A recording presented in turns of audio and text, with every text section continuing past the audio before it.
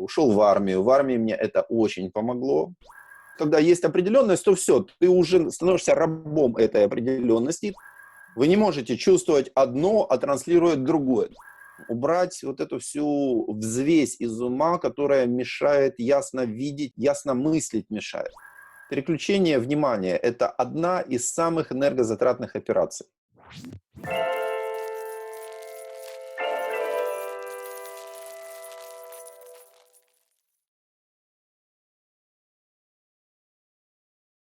Самое интересное — это вы. Расскажите о себе, о своем опыте. Я начал интересоваться медитацией очень давно. Это было еще в Советском Союзе, было в 1985 году, когда у меня проснулся такой активный интерес. Я даже поучаствовал в самиздате подпольном, то есть я на первую стипендию после армии я себе купил пишущую машинку и подключился к перепечатыванию книг, потому что это был единственный способ заполучить книги. Можно было через обмен. То есть я перепечатывал книги, там, например, Карлоса Кастанеды, тибетскую книгу мертвых я перепечатал, много книг я перепечатал, и потом мы с друзьями обменивались. То есть мы не продавали, мы не торговали. Интересное время было. Я вот заинтересовался этим в 1985 году, перечитал все, что тогда было доступно. Доступно было не так много. Ушел в армию. В армии мне это очень помогло. В 91 же году уже началось послабление, начали открываться границы, и я встретил тогда своего первого традиционного учителя, то есть не такого, который так же, как я, там, по книжкам с друзьями занимался, а который был носителем некоторой традиции. Вот это был китайский учитель Фэн Шаои.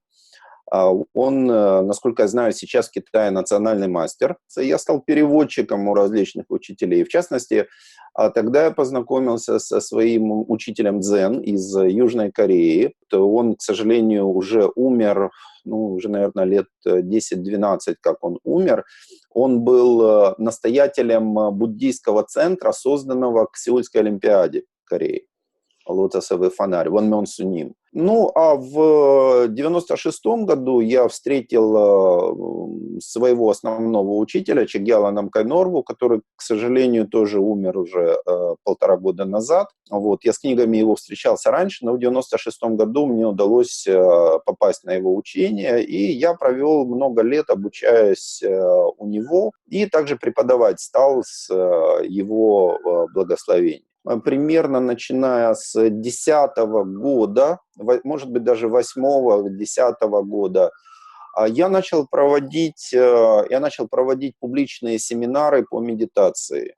Для всех желающих, не в религиозном контексте, в светском контексте, пользуясь теми знаниями, которые я получил от буддийских учителей, естественно, адаптируя их к современному светскому человеку. В 2012 году Yoga Journal предложил мне сделать онлайн-курс по медитации для их сайта.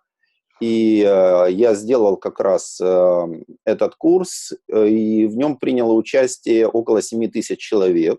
То есть интерес был тогда очень большой. И затем начались различные программы очень интересные по йога-центрам. Потом, наверняка вы знаете такое место «Цифровой октябрь», да, Digital October. При их помощи я провел там, уже в 2014 году, я там провел цикл занятий, который был ориентирован как раз на такую более интеллектуальную аудиторию, на айтишную аудиторию, то есть завсегдатаев этого места. Курс получился очень интересный, я его назвал «Когнитивная интроспекция», так мудрено специально назвал, и, в общем-то, скидок и поблажек на этом курсе не делал.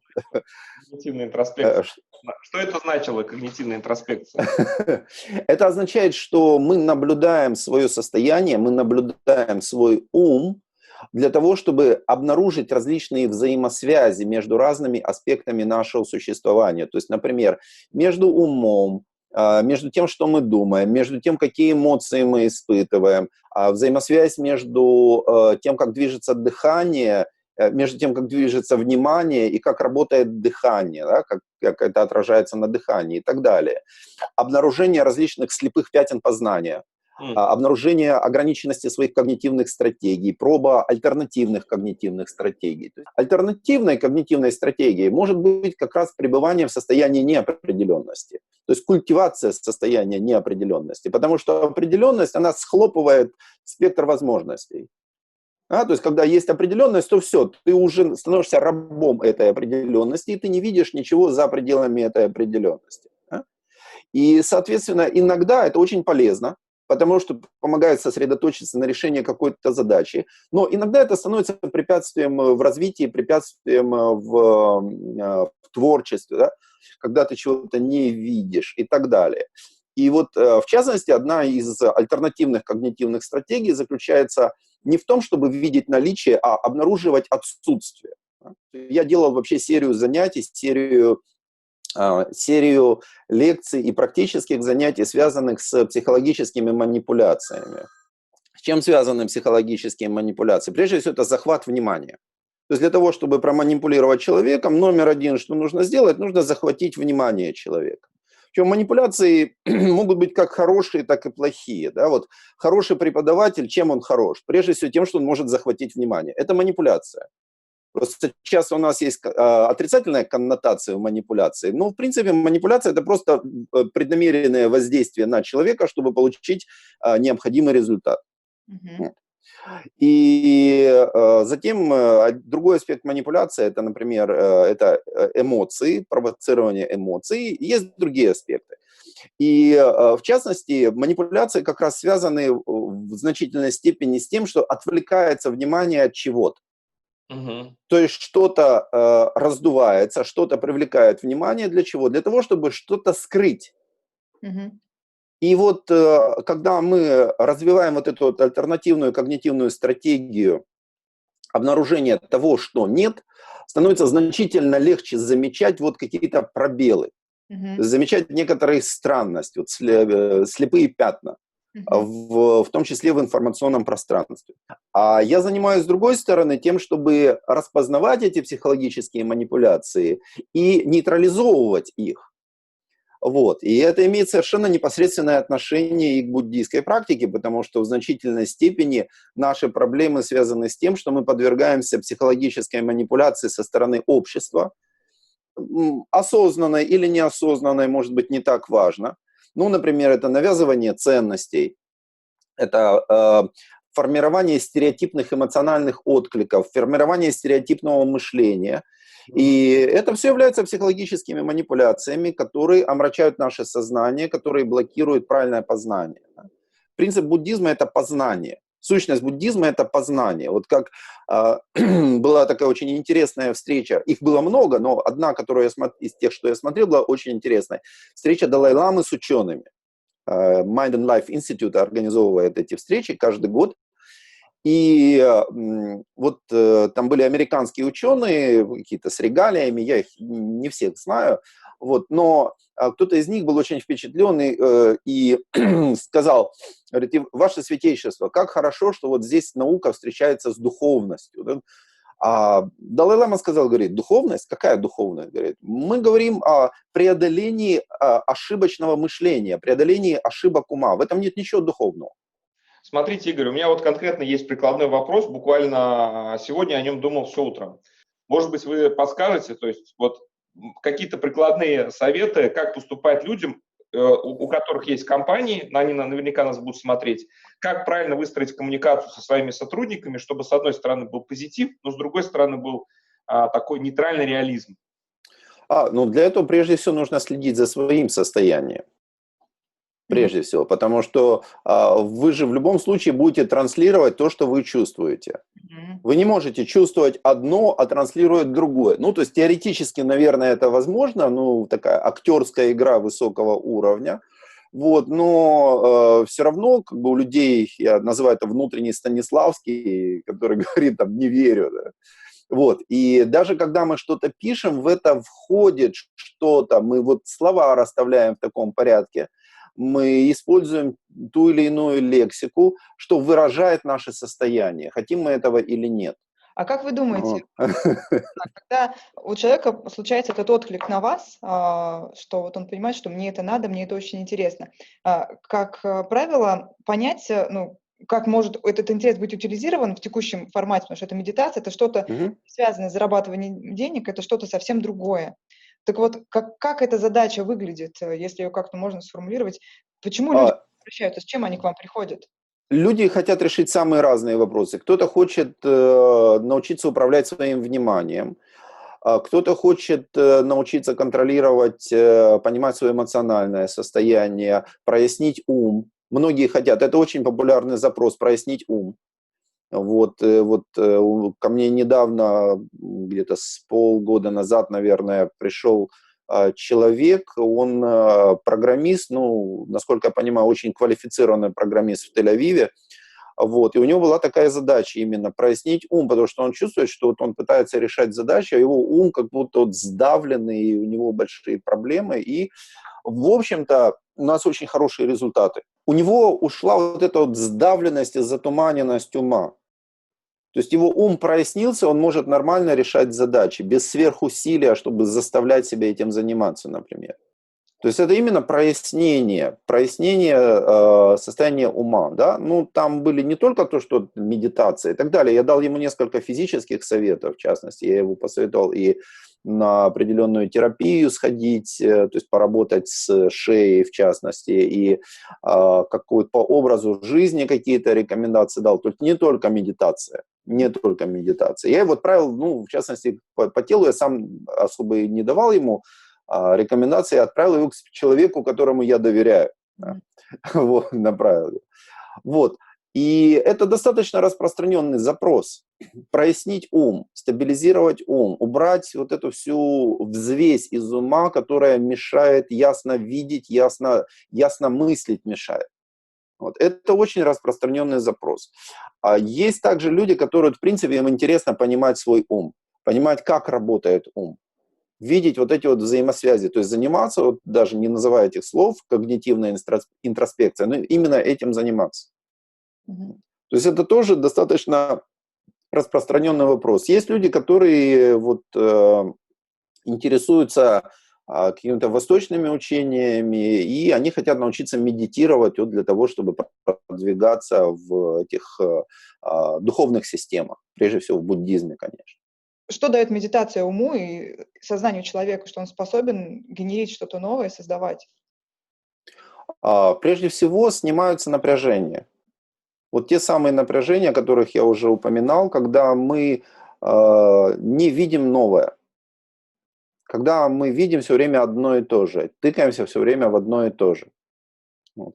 То есть вот эти вот жесткие паттерны ума расслабляются, возникает некий просвет. И человек просто может увидеть то, чего он никогда не видел. То есть вплоть до того, что на моих занятиях мы иногда делаем такое упражнение. Мы смотрим вокруг себя. Вот можете попробовать посмотреть вокруг себя, да, и посмотреть, какой цвет вам нравится. Я Вот знаю. просто какой цвет или какая форма предмета, от чего вы чувствуете удовольствие. Не просто идея, вот это там красивое все. А вот вы смотрите на это, и вы можете почувствовать чуть-чуть удовольствия, капельку вот эту вот инъекция допамина Здорово. небольшое. Упражнение. Вот попробуйте это сделать, посмотреть вокруг. Это может быть, Мне нравится, там очень приятные да, цвета, такие нежно-розовые, да, да, фиолетовые. да. Это может быть просто растение в горшке. А. Это может быть натуральное дерево, обычно натуральные предметы. Небо, зелень, керамика, терракота вообще шикарная совершенно вещь. Да? И вот если на это посмотреть и просто остановиться и обнаружить удовольствие, не проскакивать это взглядом, а обнаружить это удовольствие, то мы начинаем расслабляться. И я использую это упражнение как средство убрать беспокойство. То есть вместо того, чтобы пытаться заставить человека сосредоточиться, нет. Посмотри вокруг, найди, что тебе нравится, что тебе приятно, что радует глаз. Послушай, что радует ухо, какие звуки. Может быть, где-то птицы слышны, может быть, вода течет. Даже если это вода в канализации, неважно, она течет с точно таким же звуком, как родниковая вода. Что такое медитация, если по сути говорить? Это покой и ясность ума. Это ум, который спокоен, и ум, который ясен. То есть он может быть спокоен, но сонным, да? Он может быть неясен, он может быть тупым. Очень спокойный, но очень тупой. И я смотрю, какой запрос есть непосредственно. Ну, запрос не в том смысле, что вот мне нужно решить творческую задачу. Нет. Он говорит, например, вот запрос такой, вот меня клонит в сон все время, или наоборот, у меня все время возбуждение, беспокойство, тревога, или еще что-то. И задача подобрать для данного человека, подобрать какие-то ключи из множества известных упражнений, подобрать именно то, которое ему поможет, которое для него будет более эффективным. А вот тут вот мы можем дать рекомендацию тем людям, которые будут нас смотреть, читать. Сейчас очень много навязчивых мыслей и состояний людей. Это состояние страха, состояние паники, когда ты думаешь о том, Неизвестность будущего. да, Выйду я на работу или нет? А что будет с моим бизнесом? деньгах, о семье. Вот как избавиться от этого сложного навязчивого состояния, когда ты все время вокруг одной точки сконцентрирован? Я вам приведу пример из своей жизни. Да. Вот я покинул Донецк в конце лета 2014 года, и мне нужно было вернуться туда на один день, потому что мне нужно было забрать свой настольный компьютер. Вот. Ну и посмотреть. Ну, основное это было компьютер, мне нужно было забрать. Вот. И я приехал, как раз было время достаточно ожесточенных боевых действий, я пересек линию фронта со стороны Киева в Донецк, приехал, и вот я проводил ночь, и ночью были очень сильные обстрелы, очень сильные. И обстрелы были, естественно, в одну сторону приходило, оттуда уходило, то есть обоюдные были обстрелы, естественно, две стороны.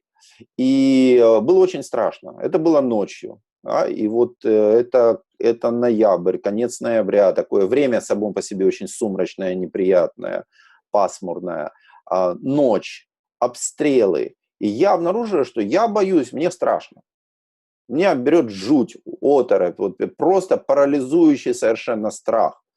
Вот, потому что я был в центре города, но снаряды долетали, и до центра города долетали снаряды. Вот. Поэтому никто не застрахован. И я понимаю, что мне страшно, и мне это неприятно. Я думаю, хорошо, вот мне сейчас страшно. Я сейчас применю вот такой вот метод. Пробую применять, не работает. Другой метод пробую, не работает. Пробую уже самый ядерный какой-то метод, не работает ничего, я продолжаю бояться, у меня паника, страх, я парализован страхом. И тут до меня доходит такая вещь, что этот страх – это не только мой страх. Мы взаимосвязаны. Есть очень много интересных исследований о том, как распространяется страх, например, через запах. Но я понял, что это не только мой страх, потому что я уже понимал, что мы взаимосвязаны, и есть вот феномен такой эмоциональной индукции. И я понимаю, что вот я сейчас нахожусь в центре миллионного города. И в этом городе все испытывают страх. Все.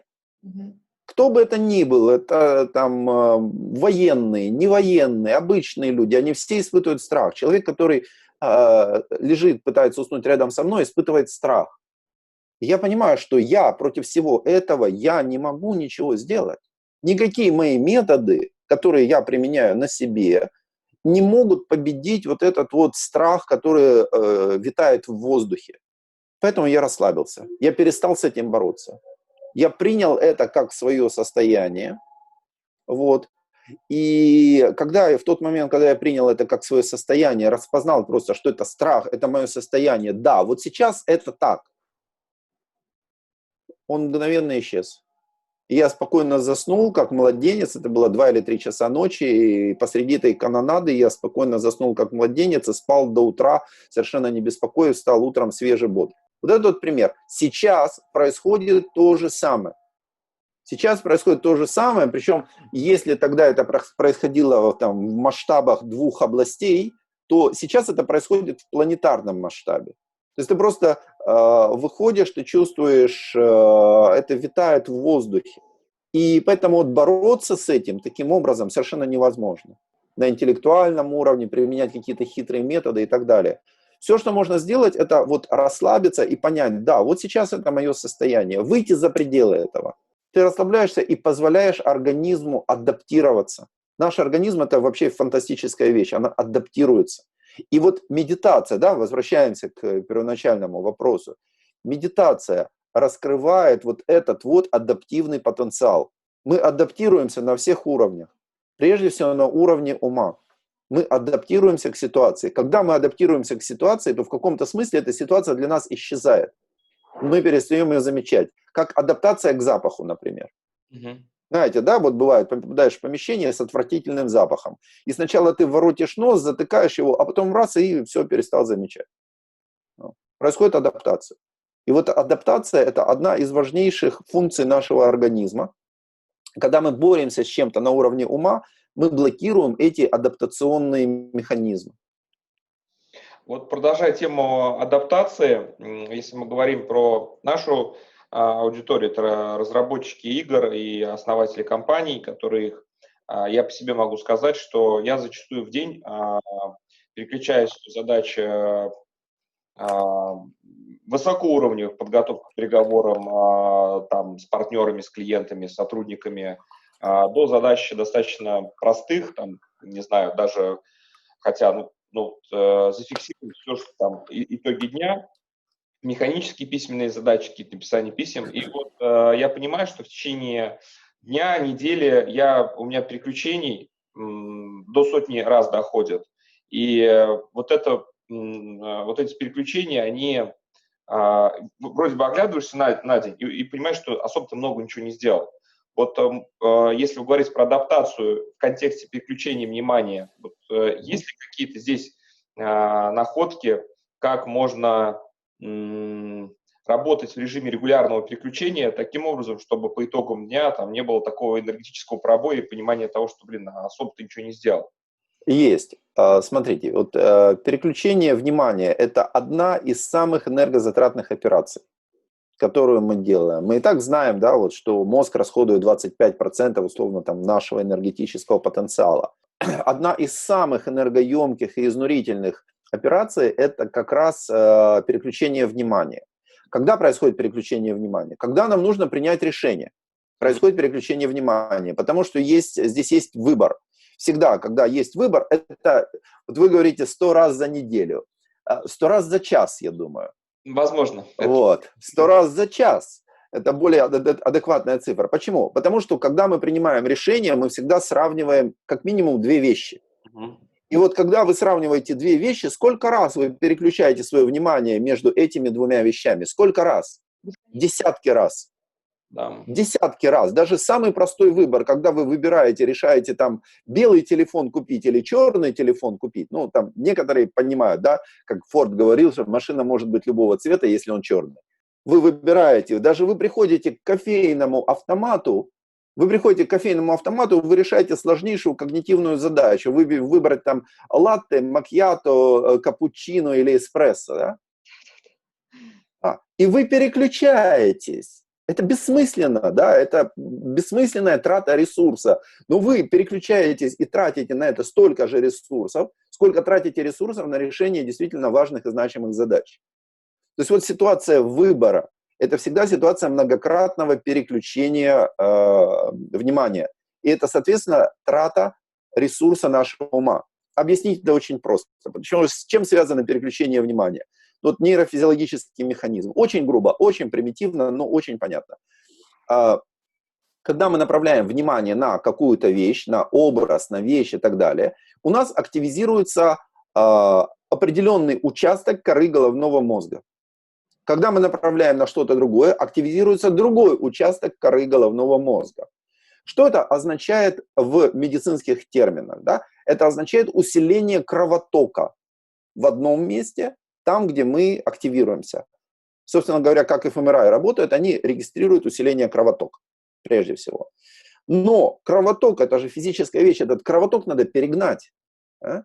Там очень тонкие, очень нежные сосуды, и мы заставляем эти сосуды все время сокращаться и перегонять кровь сюда, туда, сюда, туда. Да? А это очень тонкие мышцы, это даже может быть тоньше, чем глазные мышцы и так далее. Попробуйте глазами поводить вот так, да? Вы очень быстро устанете. А эти мышцы, естественно, тоже, они перестают слушаться, им требуется время, чтобы восстановиться. Вот что такое переключение внимания. Почему это так энергозатратно? Почему происходит выгорание? Потому что мы все время заставляем себя что делать? Переключать свое внимание. возвращать свое внимание. Это очень энергозатратная процедура. Поэтому с чисто организационной точки зрения, вот, например, для руководителя очень важно делегировать. Да? Делегировать. Вот даже в той статье, которую я читал по поводу энергоемкости переключения внимания, там говорилось о том, например, что там высшие действующие лица государства, они никогда не занимаются выбором, какую рубашку ему сегодня надеть. Потому что он тратит на выбор рубашки ровно столько же сил, сколько на решение нажимать красную кнопку или не нажимать. Это очень ценный комментарий. Мы это осознаем, мы Да. решили, что не будем выбирать, что в офисе есть, в плане того, что организовать повара и кухню, потому что у нас уходило 1,5 часа в день для того, чтобы понять, что есть. Да. Блин, где поесть, что поесть и особенно в текущих условиях, когда мы все не работает точно, вокруг. да. То есть получается, что я вставая там, выбирая, какую майку мне сегодня одеть на интервью, корпоративную или обычную, какую-то, то есть я также трачу столько же энергии на уровне того, какую цену, ценовую политику на уровне... Да. Для мозга это все равно. Мозг не знает, сколько что приносит денег. Да? Вот эти сосуды, они не знают, что сколько приносит денег. Если мы говорим о том, как использовать медитацию для того, чтобы лучше работать, то это, в частности, прежде всего, это высвобождение своего ума, освобождение своего ума от напряжений, в том числе связанных с тем, что тебе нужно заработать много денег. Потому что это создает адское напряжение. Когда тебе нужно быстрее, временной прессинг создает огромное напряжение, когда нужно быстрее. Денежный прессинг создает напряжение. Соревновательный прессинг, то есть вот этот карьерный, соревновательный, тоже создает страшное напряжение. Так вот, если мы говорим о задаче переключения, вот, с которой вы обратились, задача переключения. Да, действительно, много раз мы переключаемся. Я привожу такой вот пример. Вот у автомобиля есть нейтральная скорость. В коробке передач есть нейтральная скорость. И мы не можем переключить скорость там, со 2 на 4, минуя нейтральную скорость, потому что тогда просто порвется сцепление, порвутся там все эти шестеренки. То есть нам нужно пройти через нейтралку. В автоматической она линейна, а в механической она нелинейна. И мы проходим через нейтралку. Что это означает? Что мы прекращаем выполнять ту задачу, которую мы выполняли, и только после этого, когда даже следов этой задачи не остается, то есть на нейтралке нет следов, какая скорость была перед этим, только тогда мы можем переключить на следующую скорость. То есть в чем проблема переключения? В том, что мы возбудили очаг какой-то у себя в коре, мы переключаемся на другую задачу, но там-то очаг остается в возбуждении. Это возбуждение не прошло. Это возбуждение оттягивает на себя ресурс. И вы переключаетесь, но вы переключаетесь не полностью. То есть что нужно? Нужно сначала убрать это возбуждение от предыдущей задачи, посмотреть, что красиво вокруг. Нравится ли вам, приятен ли вам цвет стены, на который вы смотрите? Возьмите что-то. Да, возьмите что-то, вот если у вас есть там стеклянный стакан или чашка, вы просто возьмите и ощутите прохладу. Просто возьмите, потрогайте. Что-то деревянное, текстуру ткани какую-то, потрогайте. То, что мы обычно не осознаем, то, что на вас надето, да, вот потрогать, приятно или неприятно на ощупь. Это один из аспектов. Есть еще дыхание. Не только тело, физическое тело, но и активность органов чувств и дыхание. Это тоже очень важный аспект, потому что у нас есть 3 основные составляющие. То есть есть составляющая физического тела, есть составляющая ума, и их соединяют дыхание и чувства, органы чувств, чувственное восприятие. Это мы можем это условно назвать энергией. Не в мистическом смысле энергия, а как функция взаимосвязи. Потому что мы принимаем решение на уровне ума, но нам нужно это воплотить в некое механическое, физическое действие. Вот это некая энергия для этого нужна. И для того, чтобы получить информацию, там тоже нужно некий переносчик информации, некая энергия. И вот благодаря этому мы можем научиться расслабляться. Мы убрали одну задачу, пауза. Сколько она? Вот там минут? Как понравится. Это же зависит от обстоятельств, да? Но если вы просто поймете, как это делать, вы будете получать в этой паузе удовольствие. Когда вот это вот удовольствие в паузе становится чем-то таким более ясным, оказывается, что можно это же сохранять и в деятельности. Вот этот вот знаменитый поток, да, Чиксент-Михай, это, в принципе, сохранение этого состояния в деятельности. И вот поток характеризуется тем, что мы естественным образом погружаемся в одну деятельность и не выскакиваем на переключение. И действуем таким образом. И тогда мы действительно можем получать удовольствие от того, что мы делаем. Причем это может быть удовольствие даже от совершенно рутинной деятельности. А если, допустим, вот руководитель практикует потоковое состояние и хочет погрузиться и не переключаться. В этот момент, например, вот мы сейчас большей частью нашего внимания находимся в интервью. Сейчас, допустим, открывается дверь и входит кто-то из команды для того, чтобы что-то с нами Они обсудить. как чувствуют? Это будет отвлечением или это будет в потоке? И как на это правильно среагировать, если я хочу не переключаться и остаться в том, что я сейчас делаю?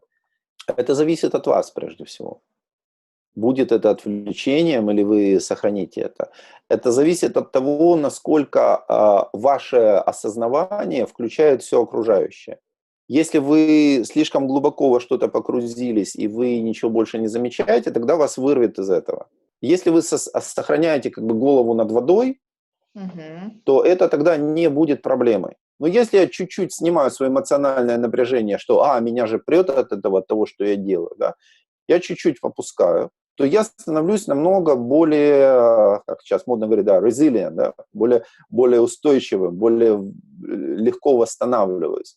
То есть вместо того, чтобы быть жесткой конструкцией, мы можем быть такой мягкой конструкцией, гутоперчивой конструкцией. А вот в продолжении вот этой цепочки, тем не менее, все равно все-таки голова ушла под воду, дыхание сбилось, и к вечеру кое-как выплыл на сушу, отдышался, и вот это состояние пробоя есть. Я сам, периодично в него впадаю, когда, неделя целая у меня проходит, что я еле ноги на работу тащу, хотя вроде бы не устаю.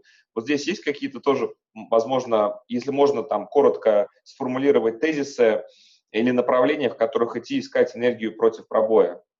Здесь сразу минимум 2-3 вопроса. Да? Давайте вот по порядку. Когда мы говорим об уровне энергии, то уровень энергии, с моей точки зрения, уровень энергии увеличить нельзя.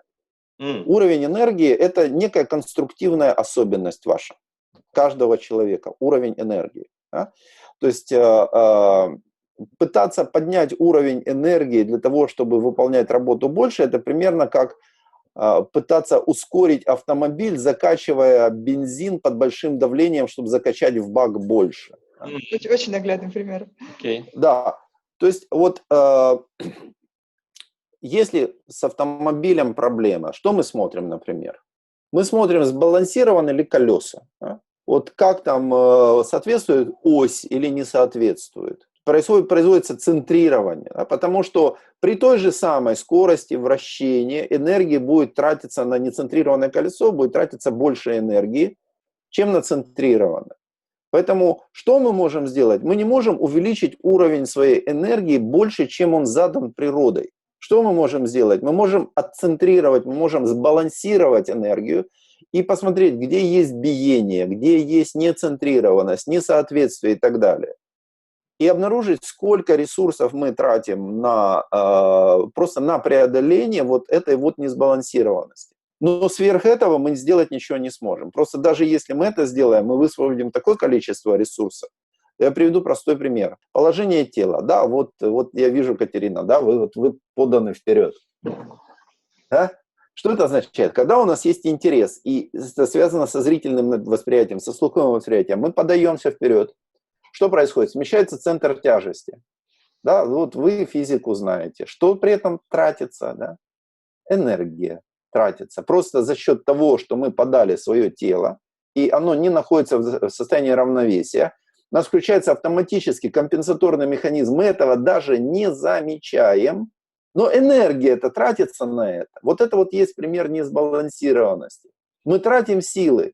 Наш моторный кортекс работает в это время по полной программе работает просто за счет того, что мы чуть-чуть наклонились вперед или подали голову вперед. Что мы делаем? Мы следим за тем, чтобы наше физическое тело находилось в равновесии, правильно было выстроено, правильная осанка. И следим за этим. Я людям, которые занимаются медитацией, первое, когда они мне говорят, у меня такие-то, такие-то помехи в медитации, я говорю, первое, осанка. В равновесии или нет? Первое, зачем нужно следить? Физическое равновесие. Вот это такой простой принцип.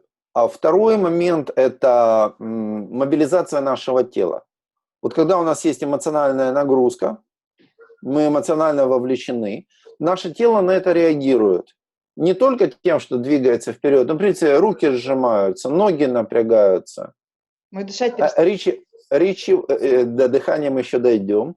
Речевой аппарат напрягается, особенно когда вы хотите что-то высказать и не высказали. Да? А речевой аппарат напрягается.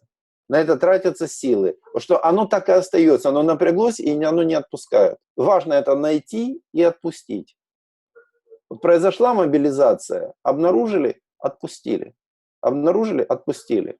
И здесь тоже есть, это немножко состояние равновесия, но немножко другое. Это состояние равновесия, это как тонус между мышечным напряжением и полной такой безвольной расслабленностью. И вот умение контролировать это состояние очень хорошо развивается в цигун, а еще лучше в тазисюань. То же самое упражнение стояние столбом, да, вот вы с ним наверняка знакомы. Это как раз упражнение поддержания такого тонуса, вот этой вот наполненности без мышечного напряжения. Вот это вот состояние. Дыхание. Дыхание, естественно, должно быть ровным и не должно перекрываться. Есть очень простой механизм. Пристальное внимание приводит к блокировке дыхания. Если вы блокируете свое дыхание 100 раз в день, у вас возникает проблема. А если на это накладывается, например, еще и сезонная аллергия, вот как у меня сейчас сезонная аллергия, да? И для меня жизненно важно дышать правильно, при том, что я активно говорю, потому что иначе я буду вымотан. То есть блокировка дыхания сказывается негативно на жизнедеятельности всего нашего организма. Ключ – внимание. Мы фокусируем внимание. Я всегда привожу пример. Знаете, когда реализуется самая высшая степень внимания, доступная человеку. Когда в соседней комнате его знакомые едва слышно его обсуждают, и он слышит только свое имя и больше ничего. И вот тогда реализуется высшая степень концентрации, доступная человеку. Что при этом происходит? Да? Стягивание. Вырастает ухо, огромное ухо. Что с телом происходит? Тело вот так вот тянется, и оно так и остается, и дыхание перекрывается. И вот за этим просто нужно следить.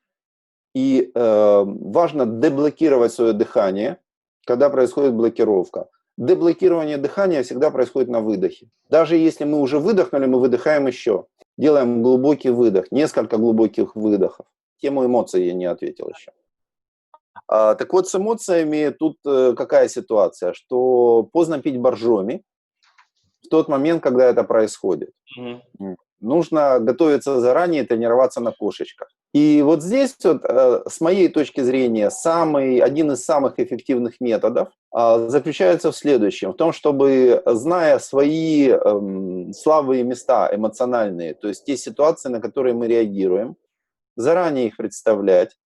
Когда мы представляем заранее, то наше тело реагирует так же, как и на реальную ситуацию. Может быть, чуть-чуть в меньшем масштабе, а может быть и в таком же. То есть мы прорабатываем вот эти все ситуации заранее, прежде всего, и наблюдаем, как реагирует наше тело, и учимся, адаптируемся к этой реакции, как самурай к страху. Адаптируемся к этой реакции, наблюдая телесное напряжение, сбрасываем это телесное напряжение, наблюдая блокировку дыхания, сбрасываем это дыхание. То есть учимся вот таким вот образом, мы можем это снять. И тогда, когда возникает ситуация, нам будет значительно легче. Я не скажу, что мы идеально пройдем ее, не обязательно. Но уже будет какая-то такая премедикация, то есть мы заранее что-то сделаем. Не то, что вот как люди обычно думают, я ему скажу вот это, вот это, вот это. Нет. Это фиксация на том, что мы делаем. А наш фокус должен быть на том, что мы чувствуем. И мы это все равно чувствуем, мы организмы. Мы биологические существа, мы не роботы, мы чувствуем. Когда нас хвалят, мы чувствуем что-то. Когда нас ругают, мы чувствуем что-то. Но важно наблюдать свое состояние и то напряжение, которое возникает, снимать. А вот если возвращаться в завершении к тематике игр, вот в этом году я в компании начал вводить тезис, что наша компания развивается как большая многополюсская игра, MMORPG, где есть она компания максимально плоская, и дальше она начинает в виде новых проектов занимать новые территории. И каждый сотрудник компании, он может горизонтально, вертикально, по другой плоскости развиваться. И это отвлекло людей от негатива, и я вижу сейчас, что даже люди сами придумывают игровые механики в виде так называемых ачивок достижений. Вот. Как вы, и я лично считаю, что игры как форма и компьютерные игры в том числе, это действительно, наверное, в моей картине мира лучшее, что могло случиться с развитием человеческой мысли. Одна из самых нейтральных из всех возможных, там, если кто-то называет это злом или добром, это самая сбалансированная форма проявления мысли человеческой. Вот как вы относитесь к тому, что дальше мир будет, вот игровая геймификация, да, она будет все больше в нашу жизнь входить? Вот как вам это утверждение, насколько вам оно близко? Я использую какие-то элементы геймификации даже в преподавании медитации. Да, то есть я сейчас вот навскидку не вспомню, но я делал какие-то упражнения, которые выглядели как игра. Вот именно как игра. Но не в смысле игра, связанная с достижениями, а игра, связанная с творчеством и с творческим решением каких-то задач. Или что-то, когда это понарошку делается. На самом деле, даже то упражнение, которое я вам рассказал, с моделированием эмоциональных ситуаций, это игра. Угу. Это игра. Мы понарошку, мы играем. Но ведь мы втягиваемся, когда мы играем в игру, мы испытываем настоящие эмоции, когда мы там стреляем и так далее. Вот. И игра – это очень сильный инструмент. Это очень сильный инструмент, который может быть использован, опять-таки, как во благо, так и во зло может быть использован. И, на мой взгляд, самый сильный инструмент игры, любой игры – это создание мира. То есть не просто создается логическая задача, а создается некий мир, некая среда, в которой эта задача решается, то есть создается некий нарратив. И вот если разработчик способен этот нарратив создать, то, соответственно, игра у него успешная. Вот, разработчик. Можно говорить, что в древние игры у шахмат тоже был какой-то разработчик. Но шахматы – это мир. Тогда в этом контексте, чтобы вы, какой-то, может быть, это даже не совет, это ваш посыл разработчикам игр. Я не могу назвать это призывом, просто послание для разработчиков, что бы вы им хотели пожелать или в каком направлении думать. Я бы им посоветовал поставить себя на место того человека, который играет в их игры. Я знаю, что вы ставите себя на место этого человека для того, чтобы понять, хорошо ли игра вовлекает или нет. Но помимо того, что понять, насколько игра ваша хорошо вовлекает себя, пойти чуть-чуть дальше и посмотреть, а как вы себя чувствуете после того, как вы поиграли в эту игру. Чувствуете ли вы воодушевление, чувствуете ли вы радость, чувствуете ли вы то, что вы получили какие-то прозрения, у вас какие-то интуиции, у вас развились какие-то качества.